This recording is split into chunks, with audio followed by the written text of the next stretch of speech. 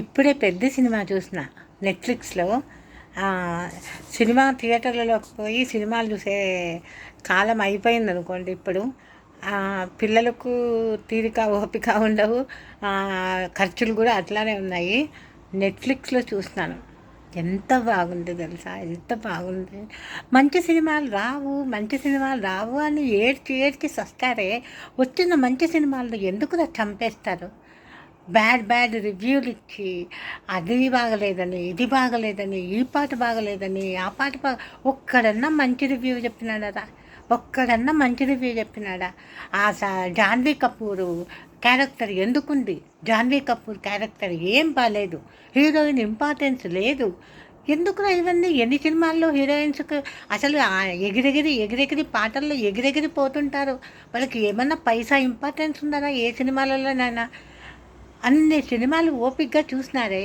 ఈ సినిమాలో ఏదో ఒక హీరోకు ఒక హీరోయిన్ ఉండాలి అన్న ఒక్క అందరికీ ప్రేక్షకులు చూసే వాళ్ళకు బాగుంటుంది అనే ఒక కాన్సెప్ట్, ఒక ఆలోచనతో ఆ జాన్వీ కపూర్ని తీసుకొచ్చి దీంట్లో హీరోయిన్గా పెట్టినారు. ఆమె క్యారెక్టర్ బాగాలేదు, నిజమే. క్యారెక్టర్ బాగాలేదని కూడా నాకేమీ అనిపించలేదు. ఏమైంది? వయసులో ఉన్న పిల్ల, పెద్దంటి కూతురు కొంచెం పైట సరిగా వేసుకోకుండా తిరుగుతుంది. ఎన్ని సినిమాల్లో మనం పైట సరిగా లేని సినిమాలు చూసినాంరా? ఎన్ని సినిమాలు చూస్తాం పైట సరిగా, హీరోయిన్ పైట సరిగా లేకుండా డబుల్ మీనింగ్ పాటలు, ఎన్ని సినిమాలు చూసినాము. ఈ సినిమాలో జాన్వీ కపూర్ ఏం తప్పు ఆ జాన్వీ కపూర్ కూడా మన తెలుగు సినిమాలంటే, మన తెలుగు ప్రేక్షకులంటే అసలు ఒక ఇంపార్టెన్స్ లేదు, గౌరవం లేదు, అభిమానం లేదు. వాళ్ళమ్మ తెలుగు సినిమాల్లో చేసింది, తెలుగు సినిమాల్లో సక్సెస్ హీరోయిన్ అయింది. కానీ ఈ జాన్వీ కపూర్ పుట్టింది పెరిగింది బొంబాయి. ఆ పిల్లకు బొంబాయి అంటే ప్రేమ ఉంటుంది, హిందీ సినిమాలంటే విలువ ఉంటుంది. కానీ మన తెలుగు సినిమాలంటే ఆ పిల్లకి అభిమానం ఎక్కడుంటుంది? ఏదో వీళ్ళు గ్లామర్ కోసం ఆమెను తెచ్చుకొని ఈ సినిమాలో పెట్టుకున్నారు. వాళ్ళమ్మ గ్లామర్ ఈ పిల్లకి ఎట్లాగూ లేదు. షూటింగ్ చేసింది, పోయిన పిల్ల పోకుండా అక్కడి నుంచి ఈ సినిమా గురించి కామెంట్ చేయడం ఏంది? ఏమి హిందీ సినిమాలలో ఈమెకు చాలా గొప్ప గొప్ప క్యారెక్టర్లు ఇస్తున్నారా? చాలా ఇంపార్టెన్స్ ఉండే క్యారెక్టర్లు చాలా చేసేసిందా ఈమె? ఆమె ఈ సినిమాను బ్యాడ్ చేసింది. ఒకటేది ఒక క్లబ్ డాన్స్ కూడా కాదు అది. పల్లెటూళ్ళలో ఏదో అందరూ కూర్చొని మనం అంటావా మామ అని చూడలేదా? బాహుబలిలో ఇరుక్కుపో వీరా వీరా ఏం పాటలు అండి అవి? అట్లా కూడా లేదు ఈ పాట. ఈ పాటను పైసా నెలకో 1000 నా కోసం దాయి అని ఆ పాటలో వీళ్లకు చాలా బూతులు కనిపించినాయి, నోటితో చెప్పలేని బూతులు కనిపించినాయంట. ఈ ఆడవాళ్ళంతా డిబేట్లు పెట్టి చెప్తున్నారు, నోటితో కూడా చెప్పలేరంట ఆ బూతులు. ఏం బూతులు ఉన్నాయమ్మా దాంట్లో? వారానికి ఒకసారైనా నువ్వు డాబాకు పోతావు కదా, వారానికి ఒకసారైనా నువ్వు పబ్బుకు హోటల్కు పోతావు కదా, నెలకోసారైనా నువ్వు సినిమా చూస్తావు కదా, ఇదే కదా దాంట్లో చెప్పినాడు. ఇప్పుడు ఏదన్నా కొంచెం అవును దానిలో డాన్స్ చూడడానికి పోయినాడు, ఇట్లా ఎంజాయ్ చెయ్యి, నీకు ముసలితనంలో ఏమన్నా నీకు తలుచుకోవడానికి 4 మంచి అనుభూతులు ఉంటాయి అని చెప్పింది అంతే. అంతకు మించి దాంట్లో డబుల్ మీనింగ్ డైలాగులు ఏమీ లేవు ఆ పాటలు. ఈ ఎవ్వరో వెధవలు పని కట్టుకొని ఆ సినిమాను, ఆ పాటను, ఆ జాన్వీ కపూర్ను బ్యాడ్ చేసి సినిమాను దెబ్బగొట్టాలని చేసిన పని అది. ఎంతో మంచి సినిమా, పెద్ద సినిమా తెలుసా. చూస్తూ ఉంటే అసలు చిరంజీవి కూడా ఈ గ్లామరు హీరోయిజం ఉన్న పాత్రలకే పరిమితమైనాడు. కానీ ఈ పవన్ కళ్యాణ్, మన రామ్ చరణ్ తేజ్ ఉన్నాడు, వజ్రం అండి, నిజంగా వజ్రం లాంటి పిల్లవాడు. ఎంత బాగా తన శరీరాన్ని ఎట్లా మలుచుకున్నాడు. ఫస్ట్ ఏం ఆడతాడు? క్రికెట్ ఆడతాడు. ఒక చిన్న మారుమూల గ్రామం, ఒక కొండ కింద గ్రామం, ఆ గ్రామంలో వాళ్ళు వాళ్ళకు సంబంధించిన ఏదో తమాషాలు చేసుకుంటారు, తమాషాగా ఆడుకుంటారు. వాళ్ళ ఊర్లో వాళ్ళు ఉన్నంతలో వాళ్ళు ఏదో ఒకటి ఆటలు ఆడుకుంటారు. ఏదో ఒకటి సినిమాలు వస్తాయో రావో, సినిమా థియేటర్లు కూడా లేవు, రైలు కూడా ఆగదు. అట్లా ఊర్లో క్రికెట్లో గొప్పోడు, క్రికెట్లో పెద్ద అంటే గ్రేట్. క్రికెట్ ప్రాక్టీస్ చేసినాడు రామ్ చరణ్. మళ్ళీ ఇంకేముంది, ఇంతకు ఏమంటే దీనిలో జగపతి బాబుకు ఎంత మంచి క్యారెక్టర్ ఇచ్చినారు తెలుసా. ఆయన అసలు గుర్తుపట్టలేము. ఆయన బాధ ఏమంటే వాళ్ళ ఊరికి రైలు ఆగాలి, వాళ్ళ ఊరికి రైలు ఆగితే జనాలు వస్తూ పోతూ ఉంటారు, రైల్వే స్టేషన్ రావాలి. అది ఈ సినిమా మెయిన్ ఎయిమ్, వాళ్ళ ఒక ఊరికి రైల్వే స్టేషన్ తెప్పించడం. ఎంత బాగుంది, ఎంత మంచి కాన్సెప్ట్ సినిమా ఇది. ఎందుకులా మంచి సినిమాలను చంపేస్తారు, మంచి సినిమాలు రావు అని ఏడుస్తారు. ఆస్కార్ అవార్డు రావాల్సింది ఈ సినిమాకు. ఆస్కార్ అవార్డు రావాల్సిన ఆ బుచ్చిబాబుని పీకి పెట్టి అతను క్షమాపణ చెప్పేదాకా తెచ్చుకున్నాడు. ఏం పాపం చేసినాడని ఆయన క్షమాపణ చెప్పాలి. ఆడవాళ్ళు కూడా మైకుల ముందుకు వచ్చి ఇట్లా ఆ పాట అసహ్యంగా ఉందని చెప్తారే అమ్మ. ఏముందమ్మా ఆ పాటలో అసహ్యం? ఏ పాటలో ఉన్న అసహ్యం ఉందా? ఏ పాటలో ఉన్న గలీజ్గా ఉన్నాయా? సినిమా మొత్తం అండి గేమ్స్ మీదే నడిచిందండి. అది కూడా బోర్ కొట్టి మనకు తలకాయని పట్టుకునే ఇది కాదు. ఆ గేమ్స్ గురించి చెప్పినా కూడా ఎంత ఆసక్తికరంగా బోరు కొట్టకుండా చెప్పినాడు తెలుసా బుచ్చిబాబు డైరెక్టర్. నిజంగా పాటలు కూడా చాలా బాగున్నాయి. పాటలు సంగీతం అన్నీ బాగున్నాయి, సాహిత్యం కూడా బాగుంది. వాడు ఫస్ట్ తర్వాత ఏం చేస్తాడంటే వాళ్ళ ఊరికి రైల్వే స్టేషన్ తీసుకురావాలని చెప్పేసి ఈ జగపతి బాబు రైలు వస్తూ ఉంటుంది, వాళ్ళ ఊరికి ఆగదు. అందుకని ఎర్ర జెండా పట్టుకొని అట్లా ఊపుతుంటాడు. ఆగాల ఇక్కడ ఆగాల అంటే రోజు ఇదే పని అంట ఆయనకు. అయినా కూడా వాళ్ళు చూసి ఆపకుండా వెళ్ళిపోతుంటారు. మన ఊరికి రైలు ఆగితే మన ఊరికి రైల్వే స్టేషన్ వస్తుంది, మన ఊరికి హాస్పిటల్స్ వస్తాయి, మన ఊరికి రోడ్లు వస్తాయి, మన ఊరిలో జనాలకు ఉద్యోగాలు దొరుకుతాయి, మన ఊరు డెవలప్ అవుతుంది. ఎంత మంచి ఆలోచన ఉంది సినిమాలో.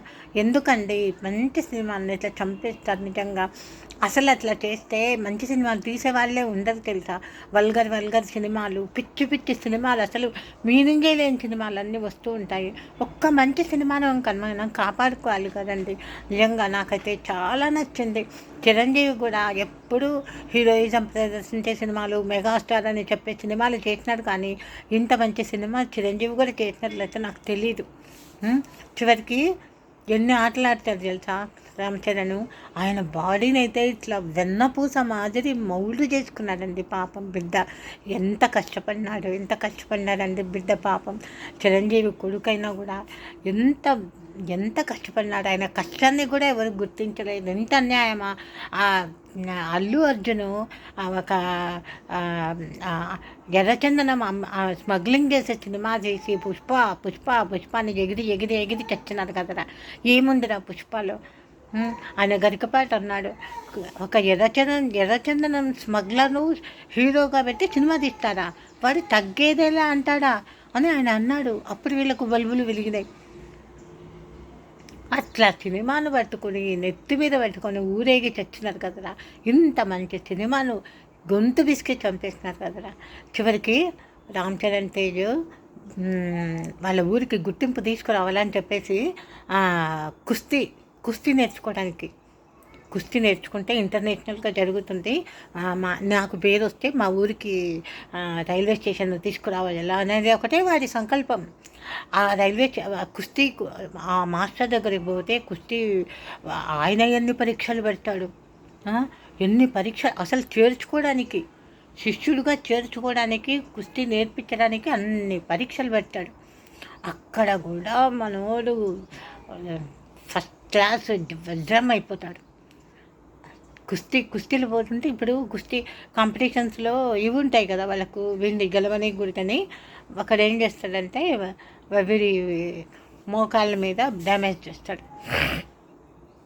ఫైనల్స్ దాకా పోయి సిల్వర్ మెడల్కి వచ్చేసి వాడు మోకాళ్ళనే టార్గెట్ చేయాలా అని వాళ్ళు ప్లాన్ వేసుకొని వీడు మోకాళ్ళనే టార్గెట్ చేస్తారు. వీడు హాస్పిటల్లో పడతాడు. నువ్వు ఇంకా కుస్తీకి దేనికి పనికిరావు, నిలబడము నడవలేవో ఏదో చెప్తారు. అప్పుడు కూడా వాడు నాకేమొద్దు, మా ఊరికి రైల్వే స్టేషన్ రావాలి, మా ఊరికి రైల్వే స్టేషన్ రావాలి అని తప్పించిపోతాడు. చివరికి ఏం చేస్తాడు తెలుసా, వాడు హైదరాబాద్ వాడు అనకూడదు, సారీ, రామ్ చరణ్ నా బిడ్డ లాంటి వాడే కదా, కాలు విరగొట్టుకుంటాడు. రైల్లో విజయవాడ వస్తూ కాలు ఇట్లా బయటకు పెట్టేసి స్తంభానికి, రైలు నుంచి స్తంభానికి ఇట్లా పెడితే ఠాక్ అని కాలు ఇరిగిపోతే ఇనుప కాలు పెడతారు. ఆ ఇనుప కాలుతో ప్రాక్టీస్ చేసి రన్నింగ్ రేసు ఆ ఇనుప కాలుతో రన్నింగ్ రేస్ ప్రాక్టీస్ చేసి గోల్డ్ మెడల్ సాధిస్తారు. ఎంత బాగుంది తెలుసా సినిమా. గోల్డ్ మెడల్ సాధిస్తే, ఇదిగో నువ్వు గోల్డ్ మెడల్ సాధించినావు అని వేయబోతుంటే, గోల్డ్ మెడలు క్రీడా శాఖ మంత్రి వేయబోతుంటే, నాకు గోల్డ్ మెడల్ వద్దు, మా ఊరికి రైల్వే స్టేషన్ కావాలి, మా ఊరికి గుర్తింపు కావాలి. మేము ఆంధ్రప్రదేశ్లో ఎక్కడున్నాము? మా ఊరికి రైల్వే స్టేషన్ లేదు, మా ఊరిలో హాస్పిటల్స్ లేవు, మా ఊరిని అసలు ఒక ఊరుగా ఎవరు గుర్తించడం లేదు, మేము ఆంధ్రప్రదేశ్లో లేము, మేము ఎక్కడో ఉన్నాం, మేము ఆంధ్రప్రదేశ్ కాదు అని చెప్తాడు. మా ఊరు లాంటి గుర్తింపు లేని ఊళ్ళు ఎన్నో వందల ఊళ్ళు ఉన్నాయి. మేము ఆంధ్రప్రదేశ్ వాళ్ళం ఎట్లా అవుతాము? లేదు, నువ్వు ఇదిగో ఫైల్ అంతా చూసి నువ్వు ఆంధ్రప్రదేశ్ విజయవాడ అదేదో ఊరు తాలూకా అన్నీ చెప్తే, లేదు, మా ఊరు కొండ కింద గ్రామం, కొండ కింద ఊరు అది అని చెప్పి చివరికి వాళ్ళ ఊరికి రైల్వే స్టేషన్ తెచ్చుకుంటాడండి.